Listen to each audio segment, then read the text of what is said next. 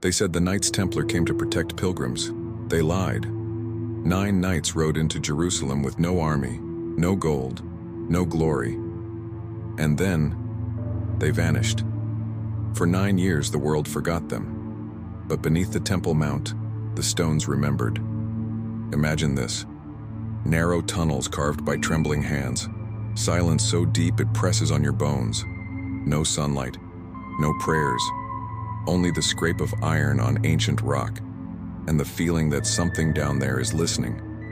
When they emerged, they were different. Eyes hollow, voices hushed, and suddenly, unstoppable. They rose faster than any order in history, favored by kings, blessed by popes, yet cloaked in secrecy. What did they bring up from the darkness? A relic? A curse? Or something older than the church itself? The Vatican called them heretics. The kings called them traitors. But late at night, when the torches died and the dungeons fell silent, even their enemies whispered another word. Survivors. Some say the Templars didn't vanish. They simply went deeper underground. Solomon. They called it the Temple of Solomon, but to the 9 knights who vanished beneath it, it was something else entirely. They entered through a crumbled arch hidden behind Al-Aqsa's shadow, carrying nothing but pickaxes, rope, and silence. For days, no one saw them. For months, no one heard them. And for 9 years, the Temple Mount swallowed them whole. The chroniclers say they were guarding pilgrims, but there were no pilgrims then. Only dust and shadows and stones older than the city itself. Imagine the air down there. Cold, wet, heavy. The kind that clings to your lungs like cobwebs. Every swing of their tools echoing into the black until the echoes stopped coming back. That's when they found the first door. Not a door of wood or iron, but of stone cut so perfectly it looked grown, not built. And carved across its face, symbols no priest could read. Curved lines, spirals, a star with no points.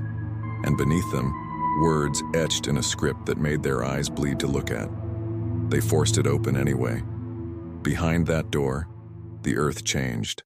The walls were smooth as glass, humming faintly like the inside of a bell.